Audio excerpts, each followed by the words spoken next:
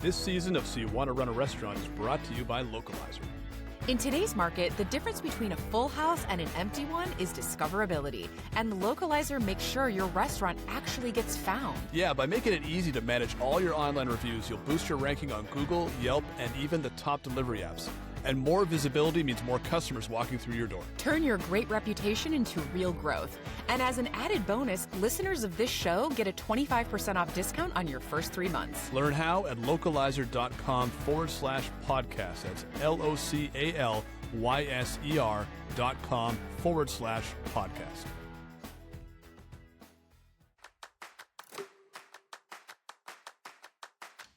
Hi, everyone. I'm Claudia Sarek. And I'm Spencer Michael. And this is So You Want to Run a Restaurant, created by the team at backofhouse.io, the most trusted resource for restaurant tech.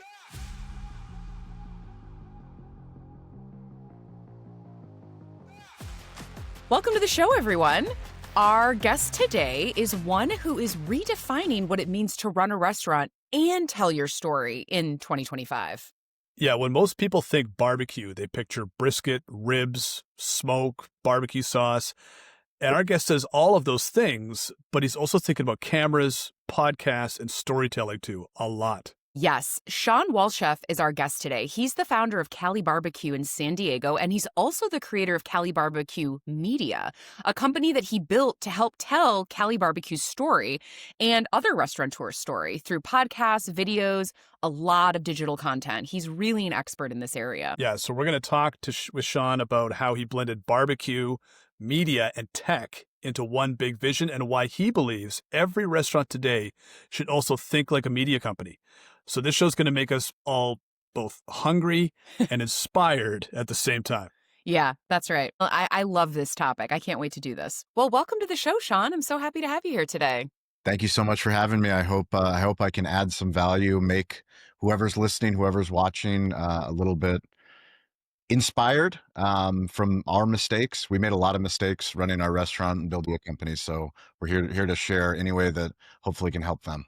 Well, amazing. I can't wait to hear it. I've heard great things. Before we get into the Cali Barbecue Media story, I want to start with the actual Cali Barbecue story. So was that something that you grew up with in a restaurateur family, or did you just love barbecue? Let's start there. So for those that are watching on video, I'm showing a picture of me with a ridiculous chef hat, nice. Washing dishes when I was 13 years old.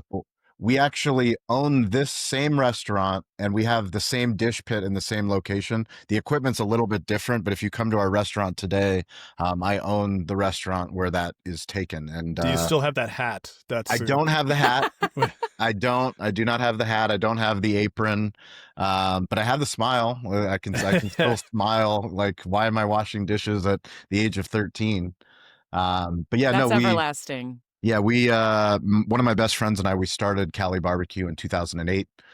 Very difficult location, very difficult time to open up a restaurant business. It wasn't barbecue when we started. It was a breakfast concept that we added a sports bar and a dinner service, and we struggled. I mean, bottom line is we struggled the first 5 years to learn how to run a profitable restaurant, learn how to pay our bills, learn how to do marketing, learn how to do inventory, learn how to do menu costing. All of these things we didn't know. Even though we both grew up in family businesses, we hadn't run our own restaurant. And I think, a tough lesson to learn, that I share very often is that I thought that if you build it, they will come. I thought if we, took over a restaurant, did something cool, added some great food, added some great service in a community that was underserved, people would flock to the business, and that just wasn't the case. And I think that's probably one of the many reasons I lean so hard into storytelling and lean so hard into technology, because 2007 was the year that the first iPhone came out. And the reason I talk about that is it's easy for all of us to realize technology is moving fast, and it's moved fast even back in the day. So, we were building our restaurant business when Web 2.0 was coming on. So Facebook was just beginning to be a thing. Yelp was beginning to be a thing, figuring out your website, figuring out email marketing, all of those things we had to do.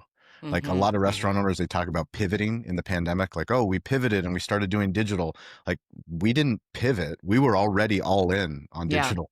Like, we already believe to our core that the only way for us to stay in business was to use technology and tools to stay relevant, to connect with our community, to grow our business, to let people know about the barbecue that we were serving. And, here we are with 3 locations now. We have a location on the San Diego Navy Exchange.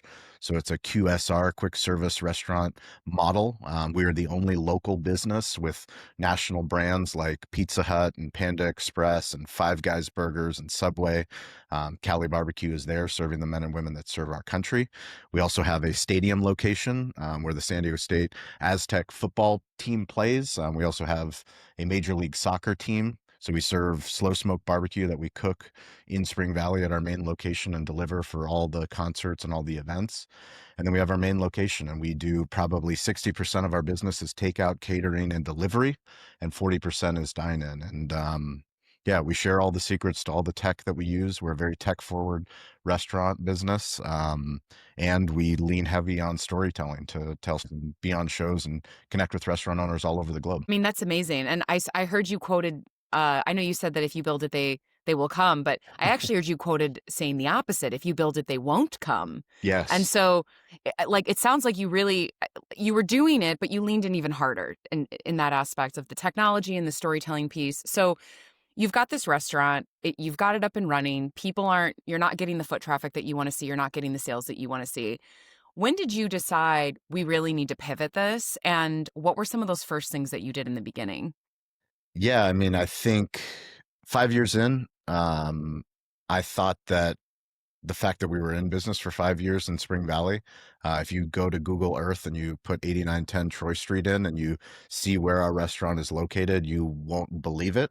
Mm-hmm. You won't believe that there's a family business there. You won't believe that Cali Barbecue's there because you feel like you lost. Like, it Yeah. doesn't make sense where this restaurant's located. And I thought that that was a significant enough achievement. We have been giving back to the local community, a lot of charity events.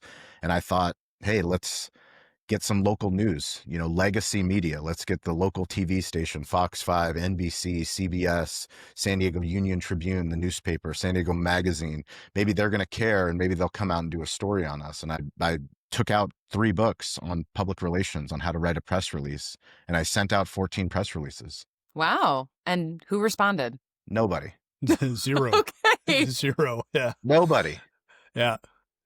You got to No make one your own, I cared. guess. That's a great story because they have their own agenda. They have their own Yeah. concerns, and it moves so fast that you have to grow your own. And what a time to do it! I think that's incredible that you were able just to take that lesson and said, we're scrap what's happened before. We're doing it ourselves. And it seems like that was the attitude because no one else is coming to help us and bail us out. It's you and me and the rest of us, and we're going with it on our own. Mm-hmm. Yeah. And, investing in the skill set of storytelling. I think, one of the biggest things that I try to tell other restaurant owners is to remove our feelings towards social media. Like, we all have a subjective feeling when I say Facebook. Some people love Facebook. Some people hate Facebook. Sure.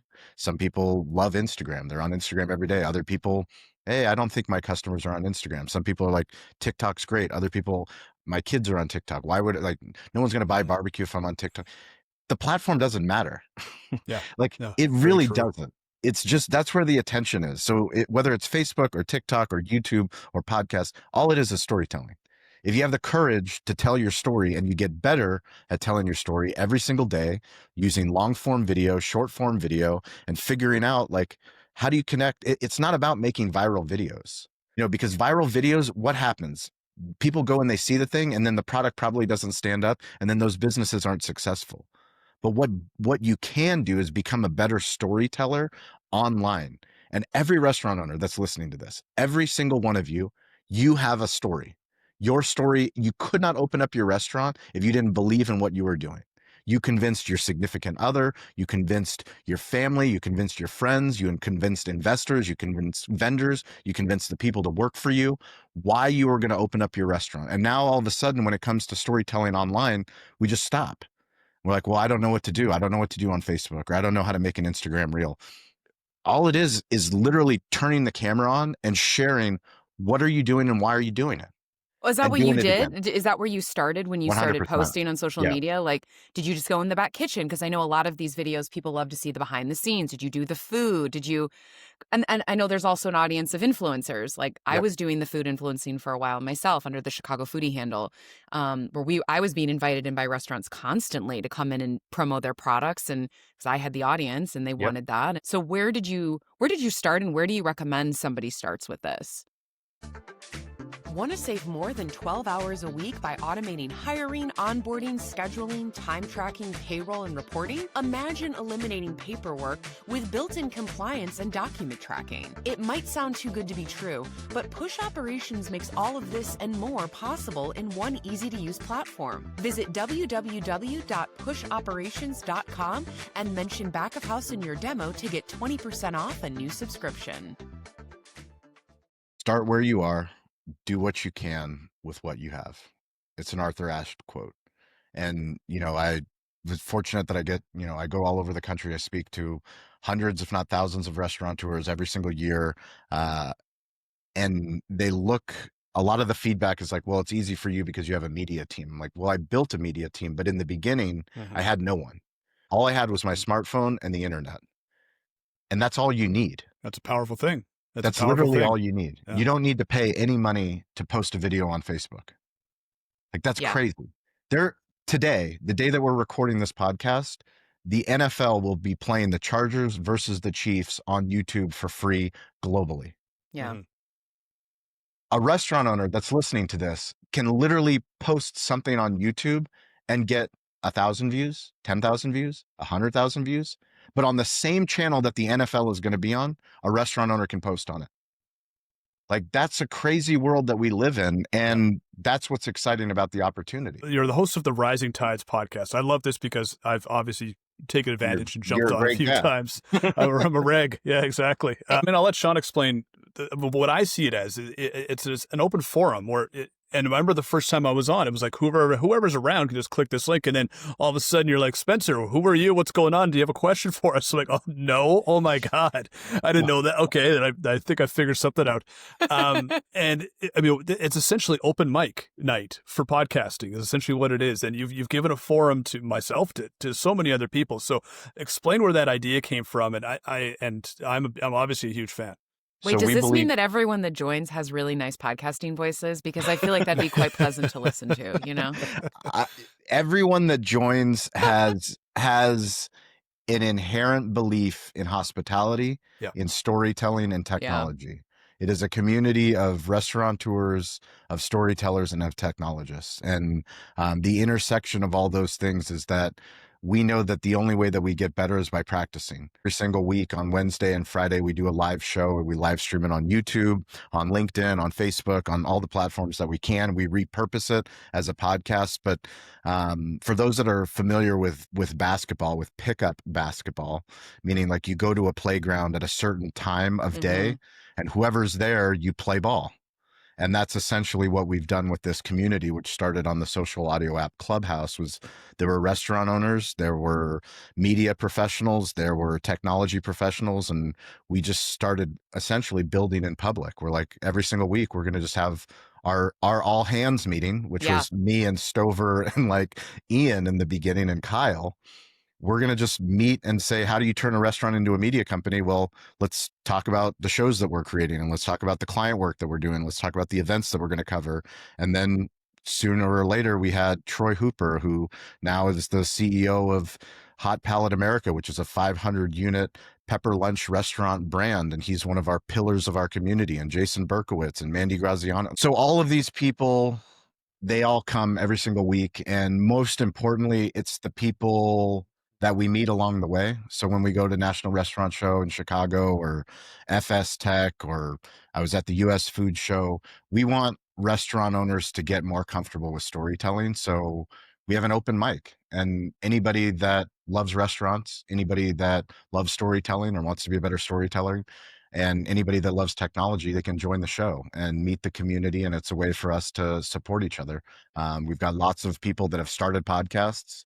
that are on the show. We've got lots of people that started YouTube channels because we're on the show, people that have gotten much better at pitching their products and their services to other companies and Mhm. brands, people that have gotten media deals and podcast sponsorships just because they've been part of the community. So it's one of the favorite things that we do, and we do a lot, but building deep community is hard to do in this day and Yeah. age, when people are so busy.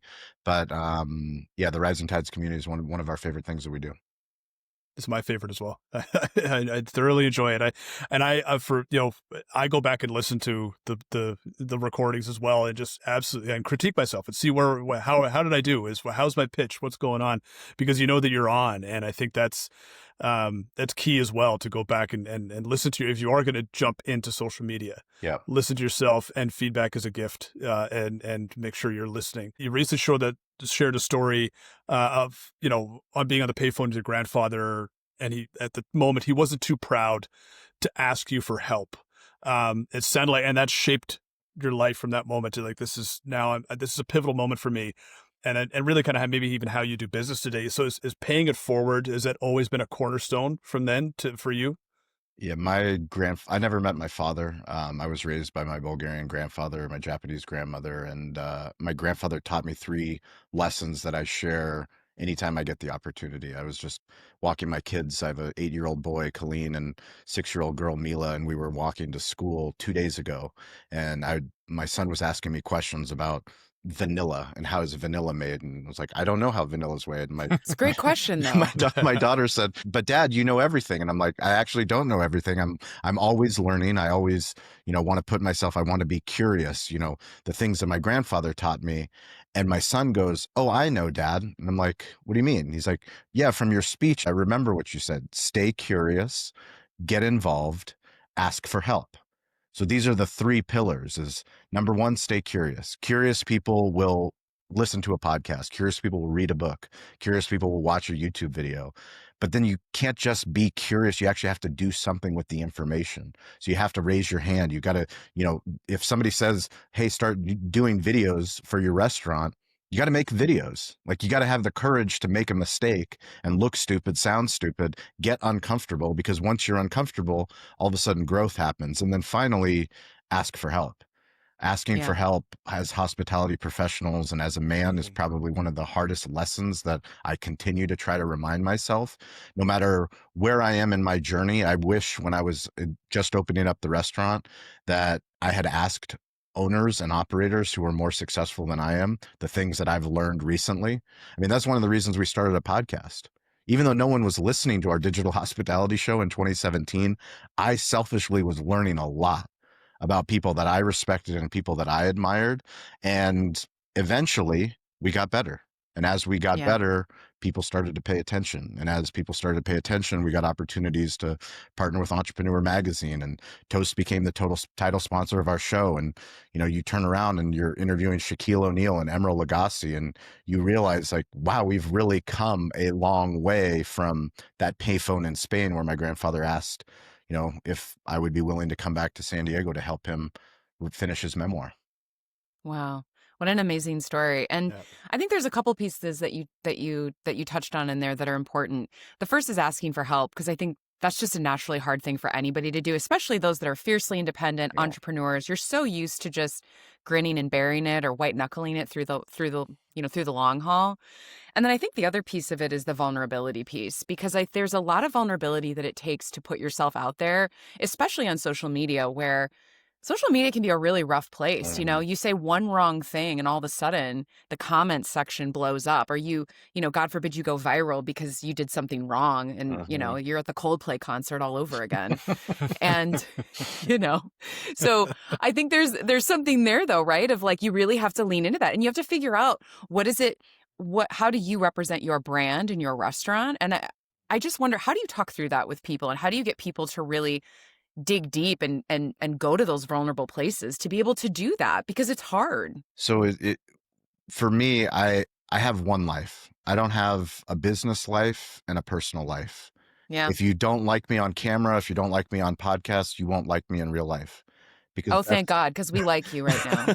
it's just It's who I am. Yeah. You get Shawn as a dad, you get Shawn as a husband, you get Shawn as a Chargers fan, you get Shawn as a barbecue guy, you get Shawn as a podcaster, you get Shawn that never met his father, that was raised by his grandfather, that goes back to Bulgaria every year with my Bulgarian wife, and we stay in the village and we create videos from, the village in Bulgaria with our kids learning, how to speak Bulgarian, how to hang out with their grandparents. All of those things, they just come with me practicing on how to be a better storyteller. And to your question about how did you be, how am I more personal and more vulnerable? That's where connection happens. As Yeah. much as we want a viral video, sometimes it's the video that gets 70 views where you get two people that reach out and go, Shawn, like I needed to hear that video today. Like that's the exact thing that I was struggling with. And like, Yeah. isn't that why we're doing it in the first place? Like, who cares if 100,000 people see your video and it doesn't make any impact? But like, if you become a better storyteller, the fact that I was able to take my son, my daughter, my wife to Las Vegas to the Mandalay Bay for this US food show. And I was able to give a keynote presentation with everything that I've learned over the last 23 years of my grandfather, of Cali Barbecue, of Cali Barbecue Media, and put it all together in one speech, and then have my children there to witness it. I pulled them out of school for that. Like Hmm. pulling them out of school, but knowing like just the experience of them handing out dad's card that says, connect on social media, like welcome to my dad's speech. They were learning hospitality. They were learning sales. They were learning marketing, and they're only 6 and 8. You know, we have young staff that work at our restaurant that it's hard for them to get out of their shell and welcome someone to our restaurant. And like, that's their job, is to be in Yeah. hospitality. Younger generations aren't put in uncomfortable situations. And like, for me to have the opportunity to put my children not in an uncomfortable position, but it wasn't comfortable, but like I know that they're going to be stronger for it. And because of that, like I think back to all the times that my grandfather brought me along as he raised me as a son. Like he took me to business meetings. He was a medical doctor that invested in real estate. Like we had a restaurant, like I said, back in the day, but he gave me so much exposure to things that at the time it didn't make any sense. But now looking back, it all makes a lot of sense. Catering orders can get messy, forms, phone calls, and way too many mistakes. But Rally Catering by App 8 makes it easy. Guests order online with 0 errors, saving your team time and allowing you to capture more business with higher margins. Less stress, fewer mistakes, and more revenue means catering finally works the way it should. And right now, listeners of this show get 30% off their monthly subscription. Head to app8solutions.com to learn more. All right. If a restaurant was going to do one thing consistently, whether that be posting on social media, podcasting, a YouTube channel, where do you recommend that they prioritize, and where's like a good starting point for them for someone that's very new to this? Number one is video. It's short form video, answers all of the questions. All the platforms reward video, whether it's Facebook, whether it's YouTube, whether it's TikTok, Instagram. Getting comfortable sharing in less than 60 seconds your beliefs, your story of the day, giving Mm-hmm. behind the scenes access, but just understanding that you have a media machine in your pocket. Like you have the ability to connect with local people in your area. You have a ability to connect with other restaurant owners, people that you want to learn from, people that you want to do business with, technology. I mean, one of the biggest lessons that I've learned is all of the people that we choose to do business with, whether that's Pepsi, whether that's Toast, Ovation, Marquee, all of these companies that we choose to partner with, I make videos about them. Why? Because like I believe in what they're doing for our business.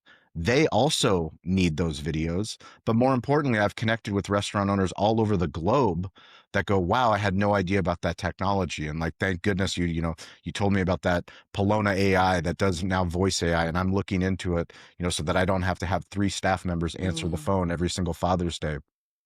If you share those stories, if you share those lessons, I think people will be shocked at how many people in your community actually care. I think this is like, not to get into psychology, but one of the reasons why a lot of people that I know don't post, and one of the fears that I had in the beginning was like, I was worried in the beginning of what my friends on Facebook, this is even before Instagram, what would my friends on Facebook think if I'm posting about the restaurant all the time?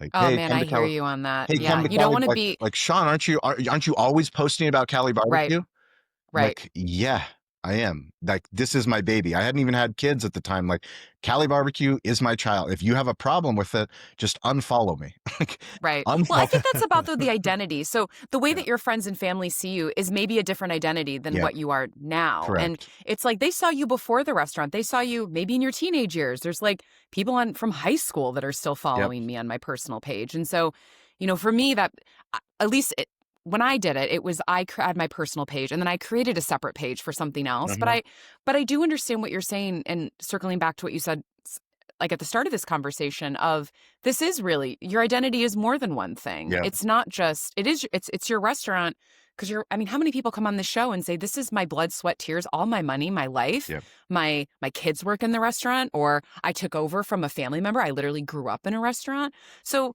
it's really, this industry is deeply embedded in a lot of people's lives. And even the people that are going to restaurants who've been going for Yeah. years or really feel like this is also my extended family. So anyway, I think I can understand why people would struggle with that as well when they start posting these things.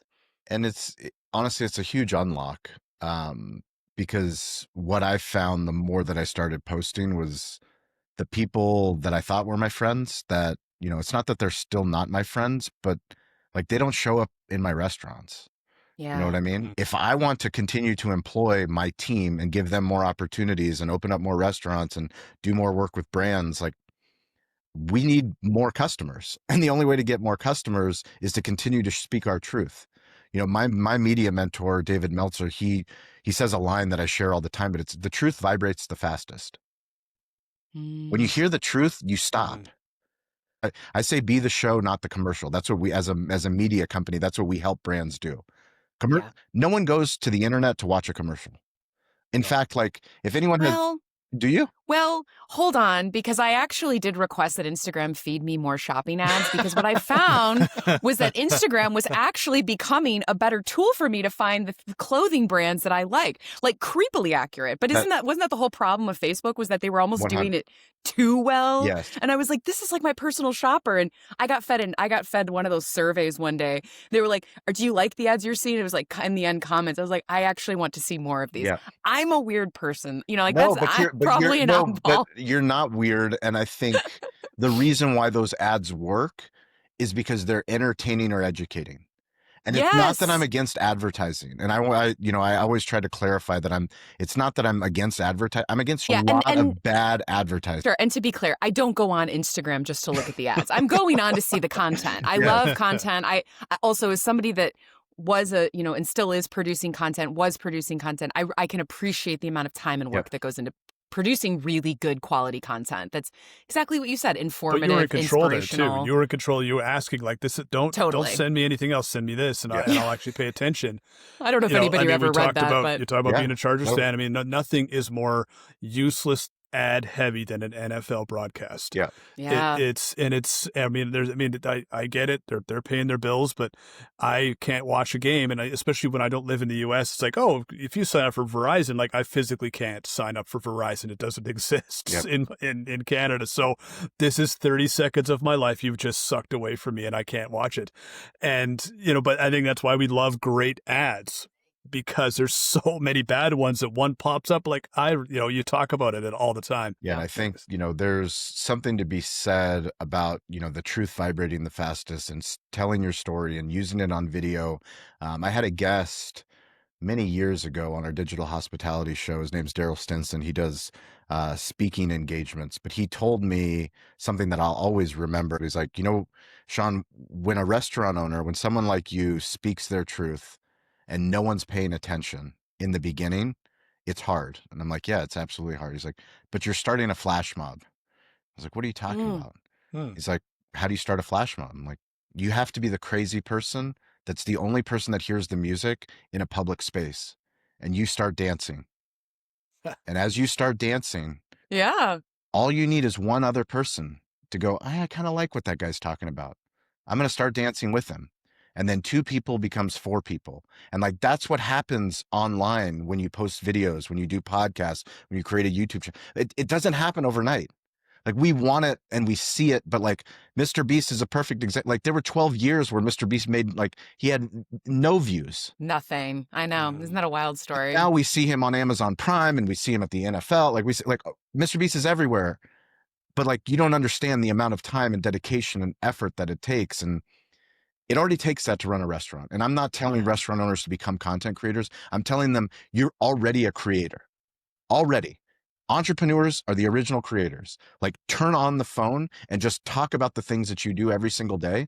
You don't need to overproduce it. You don't need to edit it. You just need to share it. And if you share it, and you share it actually more every single day, then after you make 100 videos, you can find out, well, which ones did better than the other? Which one got the more comments? Which one did I like doing more? And once you have 100 videos, now you can actually do something with data, something that's objective and not subjective, like how you feel about it.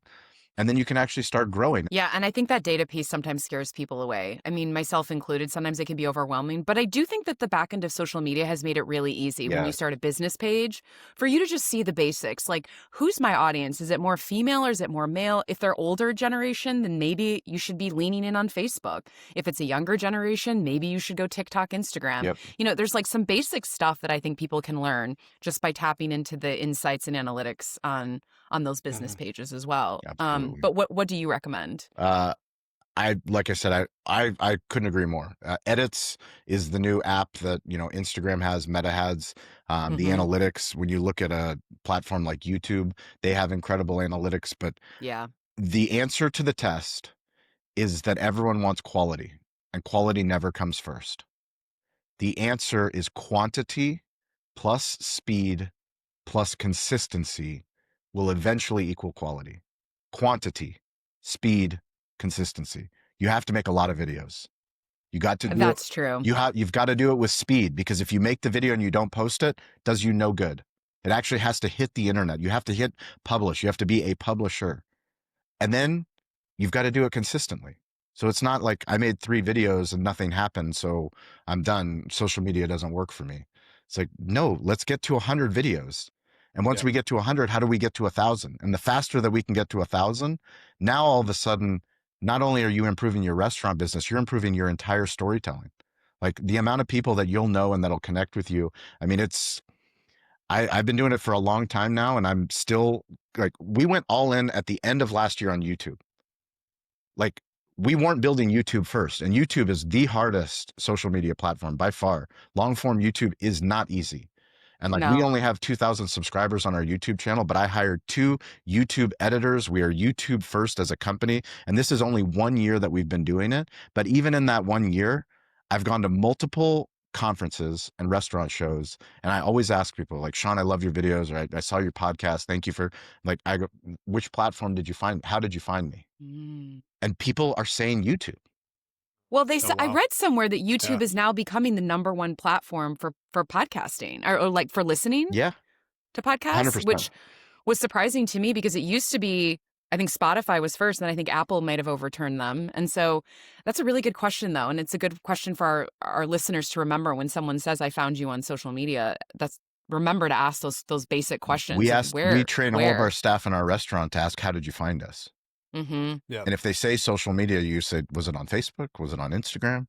Was it on Yelp? Like, it's too big of a word. And the more specific you get, you realize, like, oh, wow, a lot of people are finding me on LinkedIn. Like, maybe I should start doing more LinkedIn content. Right. Totally. Totally. Technology decisions can make or break a restaurant. That's why restaurants turn to Back of House, your guide to smarter tech strategy. From point-of-sale systems to online ordering, labor tools, and guest engagement platforms, Back of House helps you cut through the noise with expert insights, comparisons, and best practices. Don't just buy tech, build a strategy that grows your business. Visit backofhouse.io and get the clarity you need to choose the right tools for your restaurant. So, Shawn, 10 years from now, When people look back at your journey and Cali Barbecue Media, like the impact that you have, what do you want them to remember about this? And what do you hope that they'll say about the impact that you and this company has had? I think the most important thing for me is to give a voice to the brands and the restaurants the same way that I helped my grandfather find his voice. People are doing incredible work that is just going unseen and unnoticed. And instead of waiting for someone else to come and tell it, Cali Barbecue Media's mission is to empower restaurant owners and right now restaurant tech brands. In 10 years, we're going to go outside of the restaurant technology vertical. We love storytelling and we know that it's going to change, all the AI tools, but you can't take the humanity out of storytelling. No. And the real people, back to the truth vibrates the fastest. And when you see an AI video, an AI video, we know what's in the beginning of social media, like stock photos. That was the number one thing I was like, if we're going to do social media, I'm never going to do a stock photo. No stock photos. Yeah. You get what you get. Like that's the picture of our ribs. It's not a picture of, someone's ribs in Texas or something. Like these are Cali barbecue ribs that were slow smoked by my pitmaster. That's what you get. And that's, hopefully it's our job to make that look as good as possible for Uber Eats, for DoorDash, for Toast, for all of the different platforms that they're in. But like, if you come to our restaurant, that's what you're going to expect. Yeah. Awesome. I mean, it's been a great conversation, Shawn. Thank you so much. I think, the barbecue, the storytelling, the tech aspect, the media. I mean, this has been a great conversation. I knew it would be. So to wrap up, I just want to hear your take on what's ahead. What's the one thing that you're going to see the future restaurants, whether that be from a media perspective or from a technology, because you're a very tech forward restaurant, or just really, hospitality in general. What do you think operators should be paying attention to? Obviously, artificial intelligence cannot be ignored. You cannot ignore ChatGPT, Perplexity, Gemini, or whatever the tool is. But I think it's bigger than restaurants. I think, that human connection that we have in the restaurant space, we have a brick and mortar business where we're in a business where we're delivering on people's senses. So like the most memorable moments in people's lives when, you get married, when you have a baby shower, when when there's a death in the family, like we go to local restaurants and that is our competitive advantage. But because that's our competitive advantage, how do we leverage tools like artificial intelligence, like technology, like storytelling in ways that allow us to sell more things to more people? When I look at Cali Barbecue, I spent 14 years pre-pandemic trying to get 3.3 million people in San Diego County to drive to Spring Valley. Like I did everything possible. Fight nights, NFL Sunday, I shut down the street. I did a barbecue festival. We did a professional barbecue. Like we did anything and everything to get people to drive to Spring Valley. But now because of technology, because of storytelling, because of media, we want to get more barbecue to more people so that they don't have to drive to Spring Valley. And every restaurant owner, I think, has to start thinking differently. Like, how does restaurants start to think like CPG companies? How do they start to think like media companies? And the more that they can do that and add additional revenue streams, those are the restaurants that are going to be the modern restaurant. Yeah. The recipe for success, as we might say. Yes. Yes, absolutely. Okay. And on that note, oh my God. Yeah, we should end on that note before I keep going because we don't know where I'm going to go from here. Shawn, I could have talked to you for hours about this. I love this topic, and I think that so many of our listeners are going to really benefit from this episode. Thank you so much for joining us today. Well, I'm weirdly available. Anybody can reach out to me at Shawn P. Walchef. Instagram's probably the fastest. I post stories every single day, basically vlogging my life, all aspects. But yeah, happy to have a conversation with any of your listeners, and hope to, if you make it to San Diego, that Claudia, Spencer, please come so we can make videos so you can try barbecue. But any of your listeners, if you make it to San Diego, let me know. I would love that. Me too. So You Want to Run a Restaurant is created by Back of House, produced and hosted by Claudia Sarek, with Nick Florick as executive producer. Marketing by Hillary Young and Ashley Dunn. Creative by Manisha Kishenchand. And live production by Sarah Heemstra. And of course me, your co-host, Spencer Michael. For more information, visit backofhouse.io/podcast.